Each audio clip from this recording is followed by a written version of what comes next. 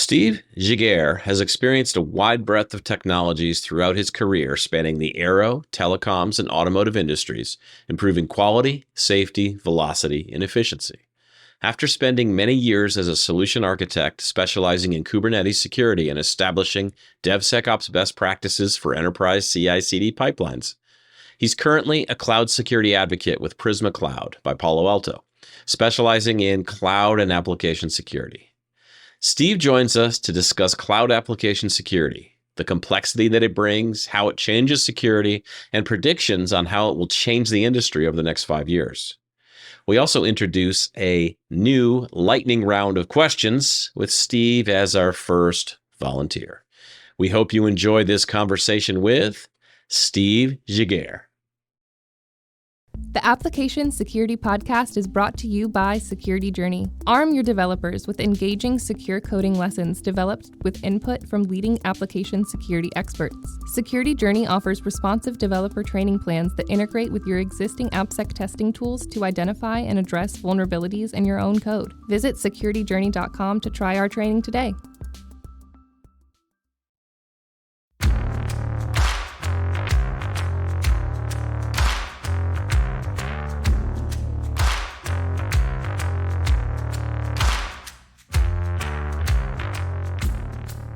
Hey folks, welcome to another episode of the Application Security Podcast. This is Chris Romeo, CEO of Curve Ventures, and also joined by my threat modeling friend. Well, I guess you're my friend in general too, but my threat modeling friend, Robert Hurlbut. Hey, Robert. Hey, Chris. Yeah, Robert Hurlbut. I'm a principal application security architect at Acquia and focused on threat modeling, as Chris mentioned. And so really glad to be here. Yeah, Robert, you're also part of the group I collectively and affectionately referred to as my threat modeling besties. There you go. So it's a tight-knit group, but it's definitely you're definitely in that population. So we're going to talk about cloud application security. We're going to unpack what that means, but first we're going to let Steve share his security origin story, because I already saw a piece of it and I was like, I really got to hear this now, because I'm fascinated when people's security origin stories go way back into their past. So Steve, welcome to the show, and let's dive in with that origin story. All right. Thanks, Chris. Yeah. I don't know if I introduced myself. I guess I'll introduce who I am and what I do first, and then I'll go into the origin story. Sure. Steve Giguere. If you're reading my last name, that's how you actually say it. It's more complex for like 7 letters. And I'm a cloud security advocate for Prisma Cloud by Palo Alto Networks. But my origin story, more importantly, the snippet you caught was high school.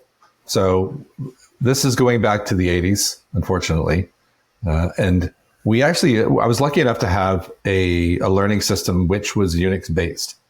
And this is fantastic. It turned out my father worked in a university and they had the exact same systems. So he thought it would be fun to bring me home the system administrator manual for it, so I could read through how it was actually, how it worked from a higher level.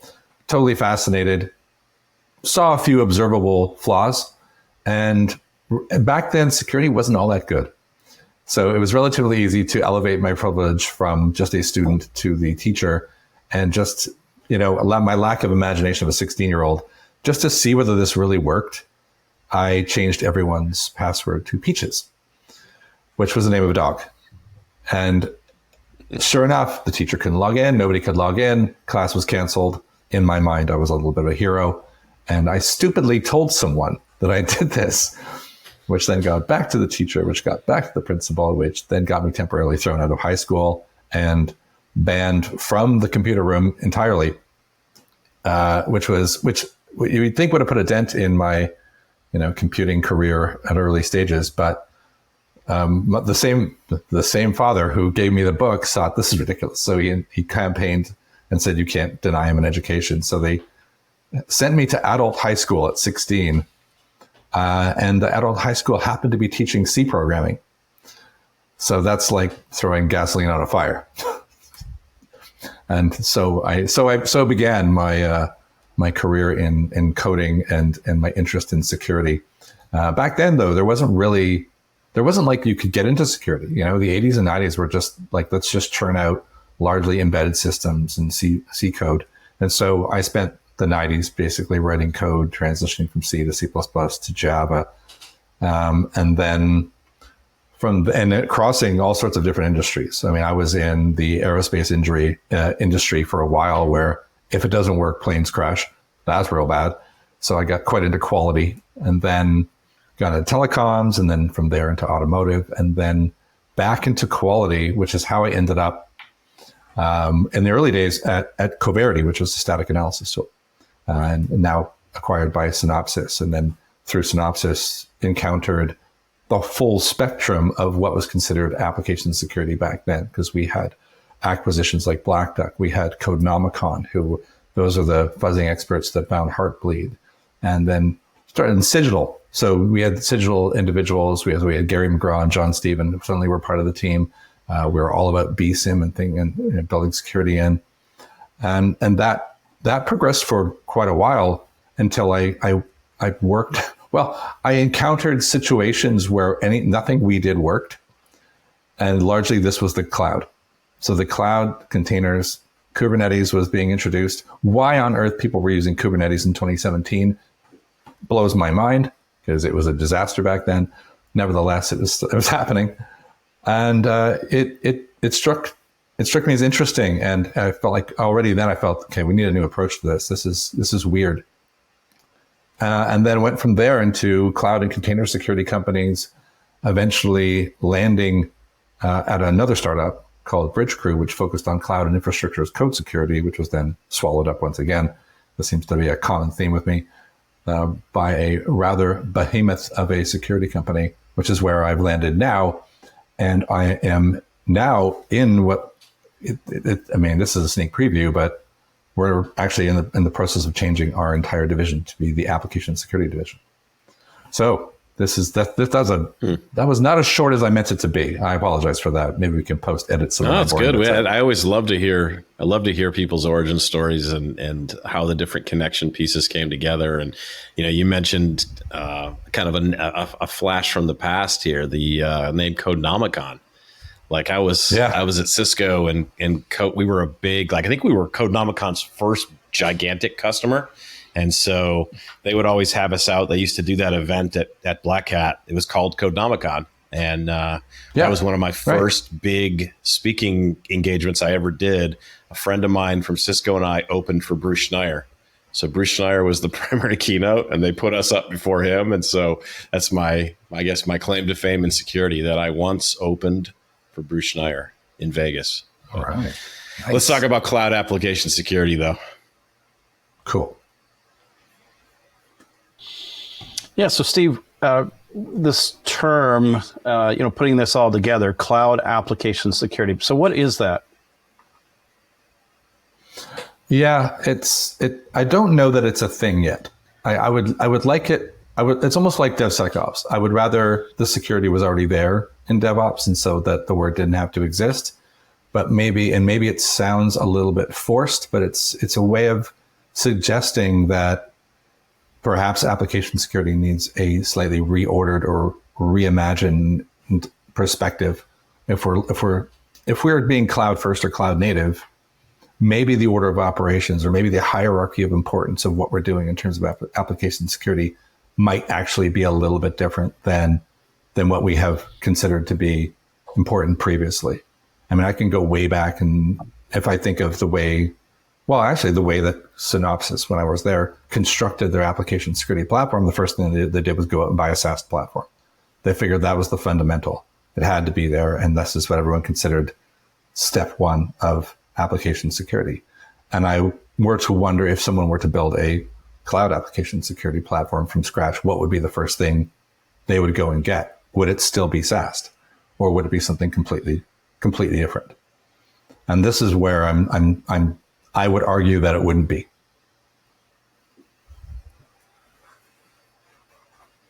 So when we think about complexity, when I think cloud and I think application security, these two things coming together, there's definitely opportunity for complexity. And so when you think about cloud first software development, let's start there. Cloud first software development. I guess, first of all, from your perspective, what is cloud first software development? But then also, as a secondary question, how does that breed complexity for Cloud AppSec? Yeah, well, if you've got if you're starting with cloud first, generally you're embodying DevOps principles. You're using containerization and probably Kubernetes, maybe serverless, probably serverless. And you're putting together smaller teams that are interacting with a sole purpose, usually communicating via APIs. That integrated ability to look at an application, say, for example, if we talk about monolith versus microservice, it's a bit of a cliche, right? You're probably going in with microservice mentality first. And having experienced this transformation when I was working with teams and large organizations, it was daunting to try to run tools like SAST when a tiny piece of code out of context of how it actually gets used within the larger application meant that a lot of the code looked very clean. Whereas the system level application, the communication between, meant that we were looking at system level vulnerabilities, not necessarily code level vulnerabilities. So there was already an added level of complication or complexity already with that. Then we've got the concept of, if you're putting some code into a container, you've just handed a uninitiated or uneducated developer a piece of the infrastructure. And obviously we're getting a lot better at that. Container scanning tools are a dime a dozen these days, and they're largely free. But when this started, this certainly wasn't the case. And you could put something into a container that you could put rock solid code into a container that the container itself had a vulnerability, or the orchestration of the container. If we think of, it wasn't that long ago, we had a critical run C vulnerability that was a little bit of a disaster. And we've had any number of Kubernetes misconfigurations that have, fortunately, over the years, never surfaced in the wild, which is, luck, but also the fact that adversaries that are out there are as uneducated as some of us. So they haven't really, Kubernetes made a lot of changes and added a lot of secure by default initiatives as it matured, that I imagine adversaries wish they had a time machine and they could just go back a little bit to 2018, because there was just so much opportunity to exploit back then. So all the different layers in terms of coding, containerizing, orchestrating, and communicating, and then pushing that into a cloud, which again is secureable, but certainly not secure by default. We've got the the shared responsibility model of the cloud to contend with. And then across all of these different layers, we're still siloing to an extent the way we approach security. So we may have a cloud security team. We probably have an application security team. We might have a SOC that is looking for runtime security alerts, and they're not necessarily all communicating. So I would say an incredible amount of complexity if we're going for the cloud first, that we're hoping the advantages outweigh the negatives or the threats that we might be introducing through potential our lack of education, or our lack of understanding, or our lack of ability to threat model something so complicated. Mm-hmm. So complexity is definitely a challenge when we think about the cloud. But on the flip side, when I look at the modern cloud offerings, and I'm seeing so many more secure by default options that I almost have to actively disable. Like I have to make a conscious decision to make this thing security go down. And so yeah, I was working with a client, and just to give, I'm not going to talk about who it is, but it's just to give a live example. They had built their original platform years ago. It was running on the cloud, but had been architected 10 years ago. They had built from scratch a new component of their platform. Both of these were running on the same cloud provider. The new one that was brand new had inherited so many more secure by default settings that they couldn't even go back and retrofit onto They were in the process of trying to retrofit the original, but it's so much work now to go back and retrofit and upgrade the security settings and not break stuff. Whereas the new versions of the platform have all these secure by default things that they're just like, oh, we just got that covered already because we never even had to deal with it. We just turned this service on before we started deploying code, and it was good, and it's locked down in so much better state. So, any thoughts, Steve, from your perspective on that transition from the cloud being good but not as secure to where we sit today? Yeah, who's going to complain about that? That's an amazing bit of maturity and progress as we go towards the cloud. I was at AWS Reinforce recently and was particularly impressed by the keynote where they were introducing a lot of built-in, let's say, secure, I don't want to say secure defaults, but it seemed very much they were providing a lot more security now than before, where this is, well, most clouds, they look to see, they have the advantage of mass observability on how people are using the cloud. And if they turn on a security by default, is this the default setting anyway? Or has everyone gone into a non-default setting? And like, let's just use a storage bucket, and everyone, it used to be unencrypted, now it's encrypted. But why? Because everyone was turning on encryption. You weren't going to break everything. It suddenly became the default. So let's make security the default, and it's not going to upset anybody.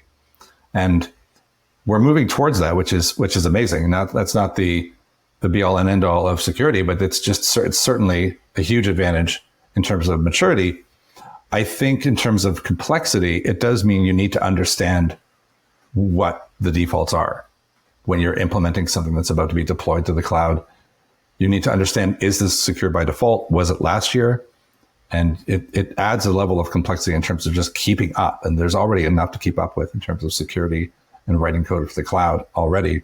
Now you've got to be or you have to do what we do, go to every single conference and listen to all the keynotes to make sure you know what's up. So going back for a moment to those terms, cloud and application security, if we're just focused on application security alone and keeping it separate, are we sort of putting ourselves at a disadvantage by just simply saying that application security is only about applications?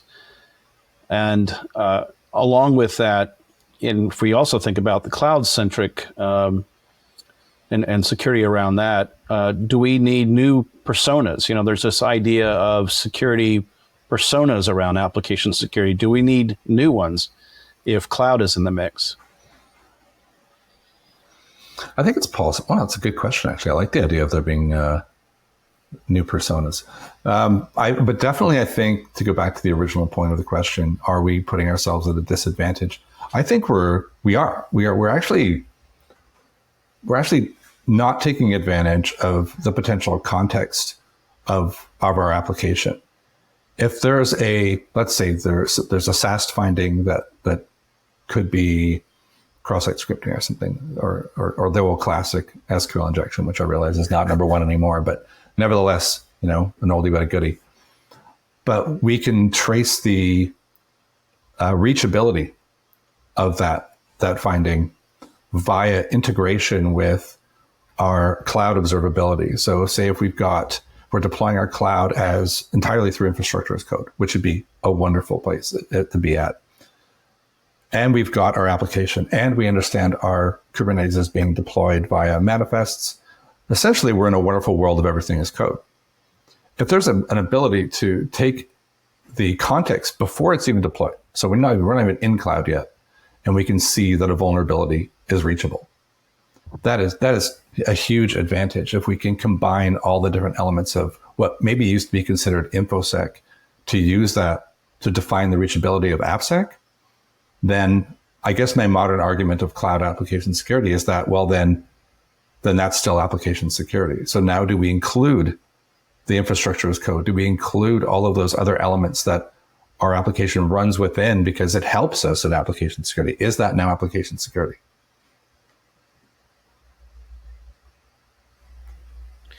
When you think about different organizations that you're interacting with these days, Do you see a very well-defined line cutting off cloud security and application security?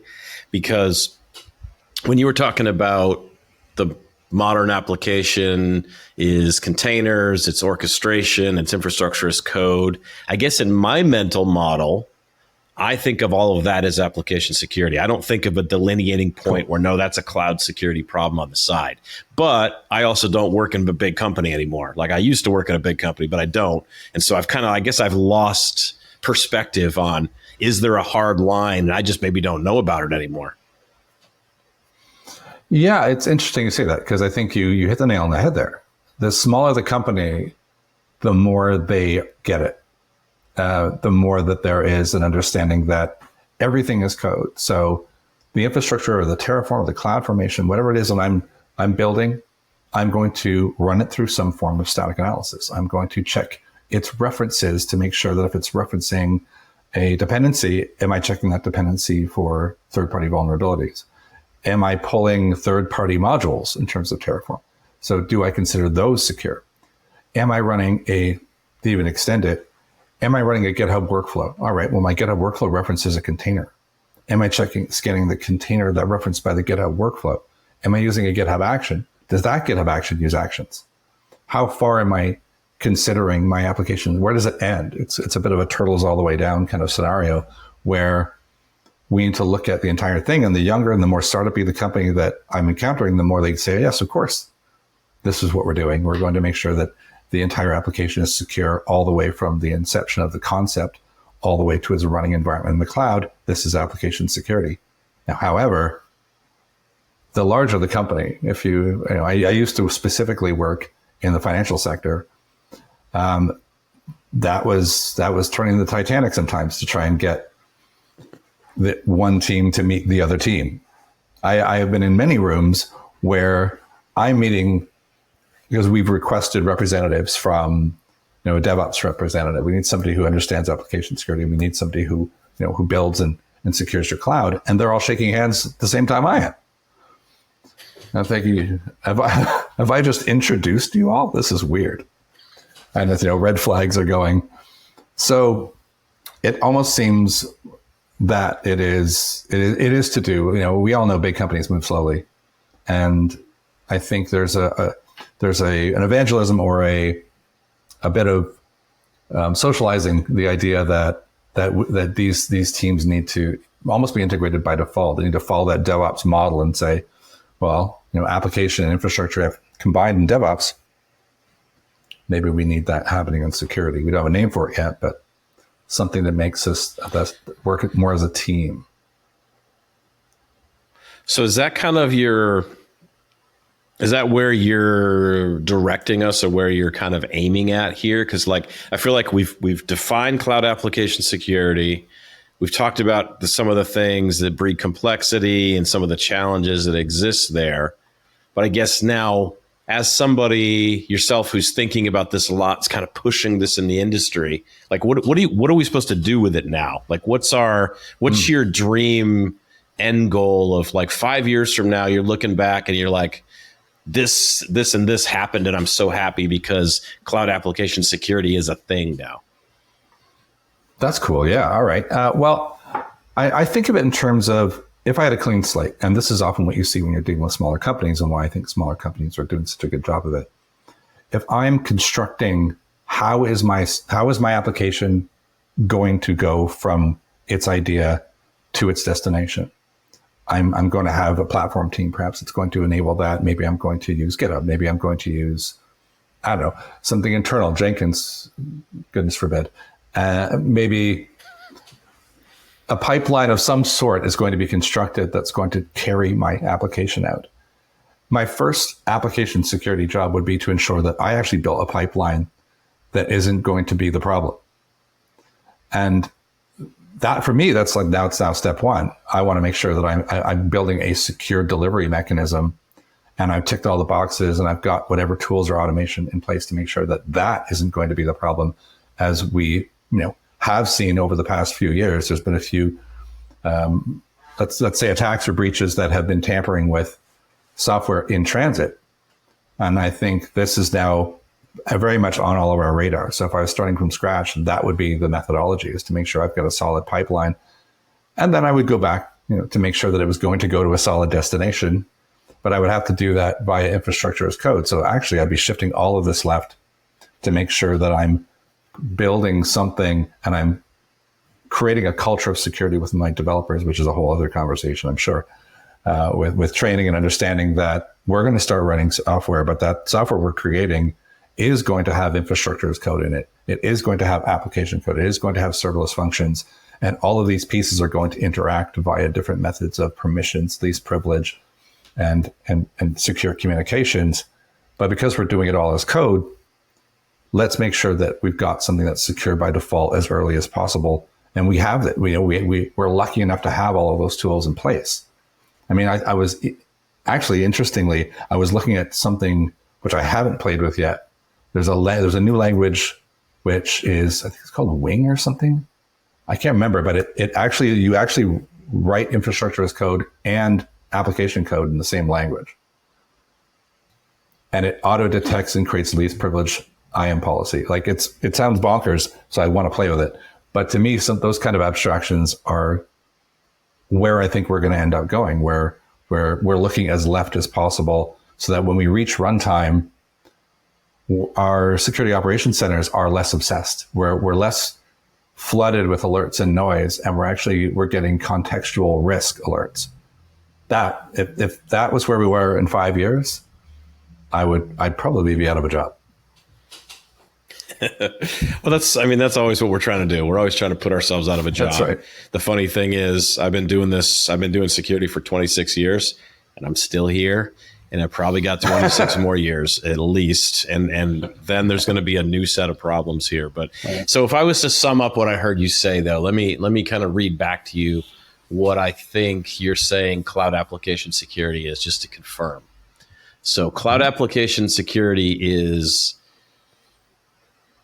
the integration of everything that I need to implement, build, and deploy a secure application, including infrastructure as code and everything I need in the cloud. It's unifying these two things together in a seamless way that's automated, it's secure, and it's performant at the same time. Is that a fair assessment? I didn't say performant, but I like that you added that. I try to work that word in because it's one of those words that, I feel like I have a good vocabulary if I can work in things like performant. See, I use it again. That's two times. I get two. You sound so smart. 2 credits with that. The new word of the day. New word of the day. Yes, I like to have a word of the day. So let's do some lightning round questions. So I feel like we have a good foundation for Cloud AppSec, and I feel like, Steve, in 5 years we're going to do another episode. We're going to do so add it to your calendar. It's July 13th of 2028. Add that to your calendar. We're going to want to do a 5-year retrospective on this Cloud AppSec. Well, we'll do it from an island. I mean, that sounds like a great plan.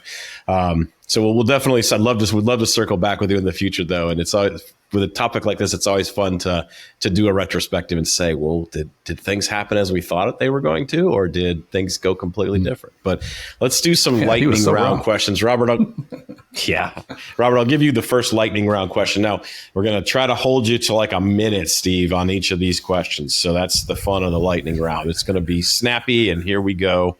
Robert, you go ahead. I'll give you the first one. Yeah, what's your most controversial take on application security? Most SaaS tools suck. I don't know if that's controversial. That only took 5 seconds. Yeah, I used to work for one. That's a good thing I don't work there anymore. I think the SaaS tools, just a lot of them don't work, are too noisy, are findings focused. They're not looking at context. They're not designed to be combined with the entire ecosystem. And I would love to see a smarter, greater, better SaaS emerge. Yeah, it does seem like an area has a lot of opportunity for innovation, but there just hasn't been anything that you look at it and you go, wow, that's the next thing in this space. Like somebody's leveled it up and they've cleared the fence and they're heading towards the next thing. Like it seems like it's been status quo for way too long. All right. So the second lightning. Oh, sorry. All right, go ahead. No, go ahead. I thought of that when Chris, you did the state of application security at RSA, correct? Yep, I did. Yep. And you had a number one thing that's application security will consolidate. And I remember you saying that, and I thought, I hope SAST is involved. Yeah. I think there's going to be consolidations amongst the market, but also amongst the technologies, because when I think of SAST and SCA, why are these two separate products? They should be the same thing. They should provide actionable insights. They should be tied together so that you're doing reachability analysis before you're doing prioritization of dependency vulnerabilities. Because if you can't get to the code, it doesn't need to be a critical vulnerability. I shouldn't get a pager alert or open a Jira ticket at critical mass for my developers if that's not reachable. But to really get there, we've got to unify those technologies, and they've got to get smarter in how they coordinate the intelligence that they're gathering. Okay, so second lightning round question. If you could put a single message on a billboard, so at Black Hat or RSA, so this is going to be a paper billboard, not a digital one, because somebody would try to change it on you. Paper billboard at RSA with like a single sentence on it. What would you put on that billboard? Oh, my brain went to automated. Everything is application security. Yeah, I like that.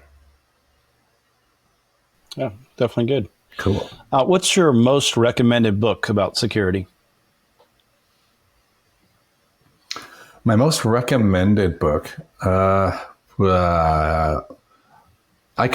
depends if I go really retro or whether I go the last one I read, which I really liked. The last one I read, which I really liked, was written by a friend of mine, two collaborative friends of mine, Michael Hasenblast and Andrew Martin, wrote Hacking Kubernetes. And I liked it because it was very use case focused. It had characters. I just thought it was an easy read from a security perspective. It wasn't boring. Not to say all security tools are boring, but was it in the vein of like? Was it in the vein of Gene Kim's DevOps, the Phoenix Project? Like it was story based? No. What I read. Yeah, if you're not read, it's not quite. No. Okay. Yeah, it's not story based, but it does have characters and talk about scenarios in a way that is very reproducible, so that you can learn in an interesting way. Nice. But then I would go way back. Like I think one of the first ones I ever saw was like Web Application Hacker's Handbook. Because it was like a attacker focused book, right? I like that rather than somebody tell me, here's how you do secure coding. I like somebody telling me, here's how you break things. And then I'm like, okay, that awakens me to, without even being taught, what I need to do to prevent things like this. So that's way, I don't even know what year that was. That's probably early 2000s, maybe. Yeah, I would think it was early 2000s. Early. I think there's been a couple. Probably almost irrelevant now. Yeah, I don't even know if it's still relevant. Yeah, but that's cool. So if you're listening to this podcast and you're young and you can find it, that's not too bad. Very cool. So how about a key takeaway, Steve, or a call to action, something you want the audience to do based on us and our discussion of Cloud AppSec and the different facets that we went through there, and the fact that you have to do a report or a recount of this in 5 years. Anything you want anything you want to give the audience as homework to help you achieve your mission, or maybe key takeaways or anything like that? Something we haven't talked about that I think is always a key takeaway for me, because although I work within the application security team, my coding side still works within the open source team. And so I would my key takeaway would be don't forget about open source, because there's a lot of free security out there through OWASP and otherwise that if you're a startup or you're looking to apply security super easy in a great way, there's a fantastic community around it. And it's a great way to meet new people and fellow security enthusiasts. So that's always plugging open source. Nice. What would be your couple of recommendations of open source security tools, like things in the OWASP universe that let's say an early startup doesn't have a lot of budget. They don't have a lot of budget to buy a bunch of commercial tools. Like, what are a couple of things you would recommend that they start with? Oh, I'm going to be gratuitous because I work on a tool called Chekhov, which is a scanner for open source infrastructure as code security. I think it's really good. I add rules to it all the time. So gratuitous plug there. You can go take a look at that. It's pretty popular. I am a huge fan for container security. I'm a huge fan of Trivy. It's crazy fast in terms of container scanning on your desktop. I think that's a remarkable. It's game changing in terms of container scanning security. I still like Zap, like OWASP Zap. Like, I just think it's like I don't know. It's probably questionable as to how often I use it these days, but for some reason it strikes a chord, a warm and fuzzy fuzzy feeling within me. And just extending that, just go look at like OWASP has so many tools. It's a ridiculous number of tools that you can dive into in terms of open source. So it is a cornucopia of open source amazing things. Well, Steve, thanks for sharing your perspectives with us and with our audience on cloud application security and all the different pieces of that coming together. You introduced me to Wing. I did Google it while we were continuing to talk. This Wing, it's winglang.io, programming language for the cloud. So I'm going to take a closer look at that. Hopefully some of our audience hadn't heard of it before as well, and they can take a look at it and see. But yeah, I mean, I was serious about that. We're gonna look you up in a few years, and we're gonna do a retrospective on this and see did it come true? Because I like what you were describing about if the pipeline, the security pipeline, if all these things are just built from scratch and solid. I want to see if that becomes a reality. So we'll definitely reconnect in the future and have that conversation. So once again, thanks, Steve. Thanks, Chris. Thanks, Robert.